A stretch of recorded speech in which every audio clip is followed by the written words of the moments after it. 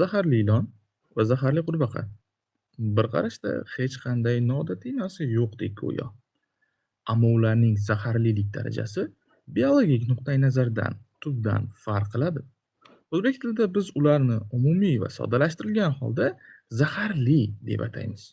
Biroq ingliz tilida ana o'sha zaharning kelib chiqishi, uning qaysi qismdan hosil bo'lishi va nima maqsadda ishlatilishiga qarab turib, hayvonlar ikki guruhga ajratilgan.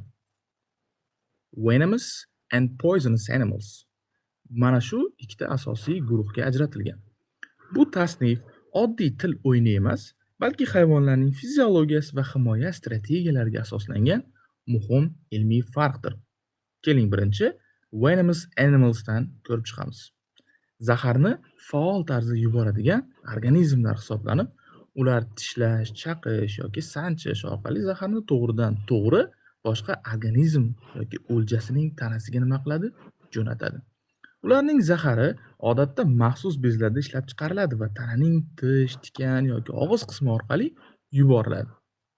Bunga misol tariqasida juda ham ko'p ilonlar, kobralar, qora mamba yoki taypanlarni, skatlar, arslon baliqlar, asalari va ko'plab boshqa meduzalarni ham keltirishimiz mumkin.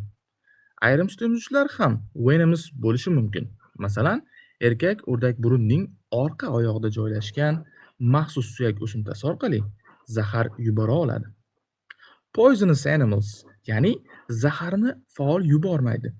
Ularning organizmda zaharli moddalar oldindan mavjud bo'ladi. Bu modda tananing yuzasida, bezlar, to'qimalar, mana shu qismlarda saqlanadi.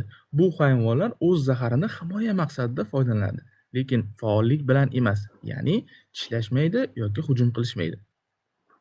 Bu zahar boshqa organizmlar tomonidan yeyilgani hisobiga yoki tegilsa, tashqi ta'sirlardan uning terisi, boshqa qismlariga tegilgan holatlardagina ta'sir ko'rsatadi.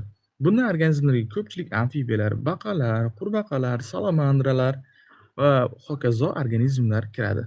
Ularning ko'pchiligi o'z tanasida alkaloid va peptidlardan tashkil topgan zaharlar saqlaydi.